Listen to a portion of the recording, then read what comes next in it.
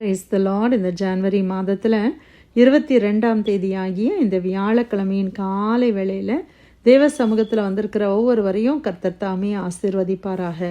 இந்த நாளிலும் நம்ம தியானிக்கிற கர்த்தருடைய வார்த்தை நம்முடைய பரிசுத்த வேதாகமத்தில் பிலிப்பியருக்கு எழுதின நிருபம் 2ஆம் அதிகாரம் 12வது வசனம். Philippians chapter 2 verse 12. ஆதலால் எனக்கு பிரியமானவர்களே, நீங்கள் எப்பொழுதும் கீழ்ப்படுகிறபடியே நான் உங்களுக்கு சமீபமாய் இருக்கும் பொழுது மாத்திரமல்ல, நான் தூரமாய் இருக்கிற இப்பொழுதும் அதிக பயத்தோடும் நடுக்கத்தோடும் உங்கள் ரட்சிப்பு நிறைவேற பிரயாசப்படுங்கள். அல்லேலூயா. கர்த்தருடைய அருமையான இந்த வசனத்துக்காய் கர்த்தரை ஸ்தோத்திரிக்கலாமா? அப்போஸ்தலனாகிய பவுல் பிலிப்பி பட்டணத்தில் இருக்கிற தேவ ஜனத்திற்கு அவர் எழுதுகிறார். அவர் என்ன சொல்றாரு? எனக்கு பிரியமானவர்களே, நீங்கள் எப்பொழுதும் கீழ்ப்படிந்திருக்கிறபடியே. அப்போ அவர்கள் எப்போதும் கர்த்தருடைய வார்த்தைக்கு, அவருடைய சொல்லுக்கு அவர்கள் கீழ்ப்படுகிறவர்கள் என்பதை நம்ம புரிந்து கொள்கிறோம். அதனால சொல்றாரு, எனக்கு பிரியமானவர்களே, நீங்கள் எப்பொழுதும் கீழ்ப்படுகிறபடியே நான் உங்களுக்கு சமீபமாய் இருக்கும் பொழுது மாத்திரமல்ல, நான் தூரமாய் இருக்கிற இப்பொழுதும். அப்போ அவர் லெட்டர், எல்லா நிருபங்கள் அப்படின்னு சொல்லுகிறது என்னது? ஒரு கடிதம், ஒரு லெட்டர். எப்போ நம்ம லெட்டர் எழுதுவோம்? தூரத்தில் இருக்கும்போது ஒருத்தருக்கு நம்ம லெட்டர் மூலமாக சில காரியங்கள், தகவல்களை நம்ம தெரியப்படுத்துவோம் இல்லையா? அந்த மாதிரி அவர் லெட்டரில் எழுதுகிறார். அப்போ அவர் தூரத்தில் இருக்கிறார். அப்போ அவர் சொல்லுகிறார், நான் உங்கள் கூட இருக்கும்போது எப்படி நீங்கள் கீழ்ப்படிந்தீங்களோ அதே மாதிரி இப்போ தூரமாக நான் இருக்கிறேன், ஆனாலும் நீங்கள் கீழ்ப்படிங்க அப்படின்னு சொல்லிட்டு அவர் ஒரு உண்மையான ஒரு சத்தியத்தை இந்த வசனத்தில் அவர் சொல்லுகிறார். அதிக பயத்தோடும் நடுக்கத்தோடும் உங்கள் ரட்சிப்பு நிறைவேற பிரயாசப்படுங்கள். என்ன செய்யணுமா? ரட்சிப்பு நிறைவேற பிரயாசப்படுங்கள் என்று சொல்லுகிறார். அதை எப்படி பண்ணணுமா? அதிக பயத்தோட பண்ணணும், நடுக்கத்தோட. நம்ம ரட்சிப்பு நிறைவேறும்படி நம்ம பிரயாசம் எடுக்கணும். Work out your salvation. நம்ம ஒர்க் அவுட் பண்ணணுமா? இன்னைக்கு ஜிம்ல போய் ஒர்க் அவுட் பண்றாங்க, அந்த மாதிரி நம்ம ரட்சிப்புக்காக நம்ம பிரயாசப்படலை. ரட்சிப்பு இலவசம். இன்னைக்கு மற்றவர்கள் என்ன செய்றாங்க? மற்ற மதத்தை சார்ந்தவர்கள் ரட்சிப்புக்காக பிரயாசப்படுறாங்க. காலையில் எழும்புறாங்க, எவ்வளோ காரியங்களை அவங்க செய்தாதான் ரட்சிப்பு கிடைக்கும்னு சொல்லி அவங்க நினைக்கிறாங்க. எவ்வளோ பிரயாசப்படுறாங்க. நம்ம ரட்சிப்புக்காக பிரயாசப்படலை. ஏன்னா ஆண்டவராகிய இயேசு கிறிஸ்து கல்வாரி சிலுவையில் நமக்கு அவரே பலியாகி நம்முடைய பாவங்களை எல்லாம் அவர் மேலே ஏற்றுக்கொண்டு நமக்காக என்ன செய்தார்? ஆண்டவர் மரித்து நமக்கு ரட்சிப்பை இலவசமாக கொடுத்திருக்கிறார். இன்னைக்கு ரட்சிப்பை பெற்றுக்கொள்ளணும்னா நம்ம என்ன செய்யணும்? இயேசுவை நான் இருதயத்தில் விசுவாசிக்கணும், வாயினால் அறிக்கை பண்ணணும். அவ்வளோதான் ரட்சிப்பு. நமக்கு அது நாம் ரட்சிக்கப்படுகிறோம். இப்போ ரட்சிப்புக்காக நம்ம பிரயாசப்பட வேண்டாம். ஆனால் ரட்சிப்பை பெற்றுக்கொண்ட பிறகு நான் பிரயாசப்படணும். எதுக்கு? அந்த ரட்சிப்பு நிறைவேறுகிறதற்கு.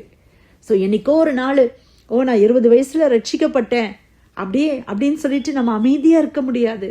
நம்ம அதுக்கப்புறமா இருக்கிற வாழ்நாட்கள் முழுவதும் அந்த ரட்சிப்பு நிறைவேறும்படி நான் என்ன சொல்லணும்? ஒவ்வொரு நாளும் பிரயாசப்படணும்.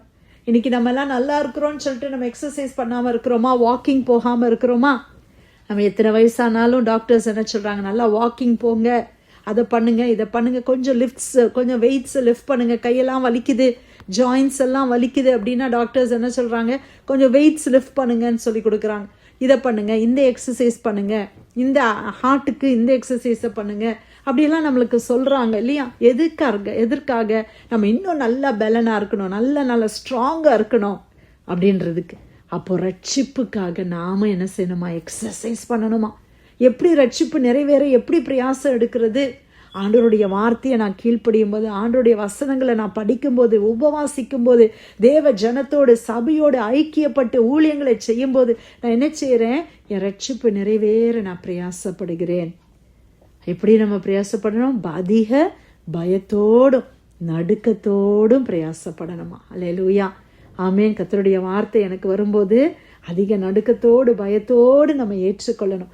அந்த தாழ்மை நமக்கு இருக்கணும். அல்லேலூயா. ஆண்டவர் என்னோட பேசுகிறாங்க அப்படின்ற அந்த பயம், அந்த நடுக்கம் அதிகாலையில் வரும்போது நான் ஆண்டவருடைய சமூகத்துக்கு நான் போகிறேன், கர்த்தருடைய வார்த்தையை நான் கேட்க போகிறேன், ஆண்டவர் இன்னைக்கு சில காரியங்களை எனக்கு கற்றுக் கொடுங்க அப்படின்னு நம்ம என்ன செய்கிறோம்? நடுக்கத்தோடு பயத்தோடு நம்ம தேவ சமூகத்தில் வரும்போது அந்த ரட்சிப்பு நிறைவேறுகிறது. ஏன்னா வசனம் சொல்லுது, முடிவு பரியந்தம் நிலைத்திருப்பவனே ரட்சிக்கப்படுகிறான். அப்போ ரட்சிப்பை ஒரு நாளில் நான் பெற்றுக்கொண்டேன். ஆனால் அந்த ரட்சிப்பு ஒவ்வொரு நாளும் நான் பிரயாசப்பட்டு பூரணராகும்படி கடந்து போவோமாக என்ற வசனத்தின்படி அந்த ரட்சிப்பில் நம்ம என்ன செய்கிறோம்? பூரணராகும்படி கடந்து போகிறோம். ஆமேன். ஒவ்வொரு நாளும் கர்த்தர் நமக்கு அநேக காரியங்களை கற்றுக் கொடுக்குறாங்க. சரி, நேற்று நான் ரொம்ப பொறுமையாக இருந்துட்டேன், அப்போனா நான் பொறுமையாக இருந்துடலாம், இனிமேல் என் லைஃப்பில் நான் ரொம்ப பொறுமைசாலி ஆயிட்டேன் அப்படின்னு சொல்ல முடியுதா? முடியவே இல்லை. அடுத்த நாள் என்ன ஆயிடுது? திடீர்னு கோவம் வந்துடுது. பொறுமையை நேற்றெல்லாம் நல்லா பொறுமையாக இருந்தனே, இன்னைக்கு இப்படி கோவப்பட்டுட்டேனே அப்படின்னு நினைக்கிறோம். அப்படிப்பட்ட சுபாவம் தான் மனுஷ சுபாவம். அப்போ நம்ம ஆண்டவரை சார்ந்து கொள்வது எவ்வளோ அவசியம் இல்லை? அப்போ இந்த ரட்சிப்பை நான் பெற்றுக்கொண்டேன், அவ்வளோதான், இதுக்கப்புறமா அப்படியே நான் இருந்துடலாம் அப்படி இல்லை பிரியமானவர்களை. நம்ம எப்போவுமே நான் சொல்கிற மாதிரி அந்த ஹாட் வாட்டர் அப்படியே ஜஸ்ட்டு சும்மா வச்சிங்கன்னா அது குளிர்ந்து போயிடுது இல்லை? அந்த மாதிரி தான் நம்மளுடைய ஆவிக்குரிய ஜீவியமும் கூட. நீங்கள் ஒரு சண்டேஸ் சர்ச்சுக்கு போகாமல் நீங்கள் மிஸ் பண்ணீங்கன்னு வைங்களேன், அப்படியே மல்டிபிள் சண்டேஸ் ஏதாவது ஒரு தடை அப்படியே சர்ச்சு நம்ம போகாமல் மிஸ் பண்ணிடுறோம். ஒரு 5 o'clock ப்ரேயரை நம்ம மிஸ் பண்ணோன்னா, சரி இன்னைக்கு தான் கொஞ்சம் டயர்டாக இருக்குது, கொஞ்சம் படுக்கலாம், ரெஸ்ட் எடுக்கலாம், ஆண்டவருக்கு தெரியாதா அப்படின்னு சொல்லி நம்ம மிஸ் பண்ணுறோம்ல. அப்படியே பார்த்தீங்கன்னா அடுத்தது இப்படி தொடர்ந்து கண்டினியூஸாக நம்ம மிஸ் பண்ணுற மாதிரி வந்துடும். அதே தான் பைபிள் வாசிப்புலேயும் வரும், அதே தான் உபவாசத்தில். ஏன்னா அந்த அளவுக்கு போராட்டம் இருக்குது. அப்போ ஆவியில் நம்ம பலன் கொண்டு நம்ம மாம்சத்தை ஜெயிக்கிறதுக்கு, நம்ம ரட்சிப்பை நிறைவேற்ற நம்ம பிரயாசப்பட, we have to take an effort. இந்த ரட்சிப்பு நிறைவேறதுக்கு நான் கான்ஷியஸாக நான் எஃபர்ட் எடுத்தால் தான் இந்த ரட்சிப்பை நிறைவேறதுக்கு எனக்கு செய்ய முடியுது இல்லை? ஆண்டவருடைய காரியத்தில் சில காரியம் எஃபர்ட்டே எடுக்க வேண்டாம், அப்படியே போயிடுது. ஆனால் இப்போ இந்த சோஷியல் மீடியா ஸ்க்ரால் பண்ணுறோம், YouTube shorts, Instagram reels, Facebook, இதெல்லாம் பார்க்கறதுக்கு எஃபர்ட்டே எடுக்க வேண்டாம். ஆனால் நம்ம படிக்கணும், பைபிள் படிக்கணும், ஜெபம் பண்ணணும், அதிகாலையில் எழும்பணும், சபைக்கு போகணும், இந்த ஊழியத்தை செய்யணும், இந்த காரியத்தை முடிக்கணும் அப்படின்னா நம்ம என்ன செய்கிறோம்? எஃபர்ட் எடுத்து நம்ம செய்கிறோம். அதை தான் ஆண்டவர் சொல்றார், நடுக்கத்தோடும் பயத்தோடும் நம்ம ரட்சிப்பு நிறைவேணும். ஆண்டவர் இலவசமாக கொடுத்த ரட்சிப்பு அது, ஆண்டவர் எவ்வளோ விலைக்கிரயம் செலுத்தி அந்த ரட்சிப்பை எனக்கு கொடுத்துருக்கிறாரே. நான் இன்னைக்கு அந்த ரட்சிப்பு இல்லைன்னா என் வாழ்க்கை எப்படி முடிஞ்சிருக்கும்? ஆனால் ஆண்டவர் ஈவாய் கிருபையாக என்னை ரட்சித்தாங்களே, அந்த ரட்சிப்பில் நான் இன்னும் நிறைய பூரணம் அடையணும், இன்னும் அநேகருக்கு இந்த ரட்சிப்பை நான் சொல்லணும், அநேகருக்கு நான் ஆசீர்வாதமாக மாறணும், இன்னும் நான் பரிசுத்தம் ஆகணும். அப்பா, இன்னும் பரிசுத்தம் ஆகலையே, இன்னும் என்னுடைய வார்த்தைகளில் பரிசுத்தம் இல்லையே. ஆண்டவர் நமக்கு அநேக காரியங்களை என்ன செய்கிறாங்க? கற்றுக் கொடுக்குறாங்க. ஒருத்தர் ரட்சிப்புன்னு சொல்லும் பொழுது அவங்களுடைய ரட்சிப்புக்கு முன்னால் உள்ள வாழ்க்கைக்கும் ரட்சிக்கப்பட்ட வாழ்க்கைக்கும் வித்தியாசம் இருக்குது. அவருடைய கனிகள் மூலம் நம்ம வித்தியாசத்தை பார்க்கலாம். ரட்சிக்கப்படுறதுக்கு முன்னால் அவங்க பேசின லாங்குவேஜ் வேறு மாதிரி இருந்திருக்கும். ஆனால் ரட்சிக்கப்பட்ட பிறகு பார்த்திங்கன்னா அவங்க ரொம்ப அப்படியே கம்ப்ளீட்டாக மாறி இருப்பாங்க. நாம் எல்லாராலையும் அந்த மாற்றத்தை காண முடியும். உங்ககிட்ட என்னமோ ஒரு மாற்றம் இருக்குதே அப்படின்னு சொல்கிற அளவுக்கு தான் இல்லையா? அப்போ ரட்சிப்பு என்பது உள்ளுக்குள்ளே இருக்கிறது மட்டுமல்ல, அது வெளிப்பிரகாரமாக, அது நிச்சயமாக நம்மளால் அதன் டிரான்ஸ்ஃபர்மேஷன் மாற்றத்தை பார்க்க முடியும். நம்ம ட்ரெஸ்ஸில் ஒரு மாற்றம், ட்ரெஸ்ஸிங்கில் மாற்றம், நம்ம லைஃப் ஸ்டைலில் ஒரு மாற்றம் வரும். நம்ம எல்லா காரியத்தையும் எப்படி ஹேண்டில் பண்ணுறோம். முன்னால் நம்ம சட்டுன்னு கோவப்பட்டிருப்போம், சண்டை போட்டிருப்போம். ஆனால் இப்போ பொறுமையாக இருக்கிறதுக்கு ஆண்டவர் கிருபையை கொடுக்குறாங்க. வசனம் நம்மளை மாற்றுகிறது. அதைத்தான் இந்த வசனத்தில் ஆண்டவர் சொல்கிறார். ஹல்லேலூயா.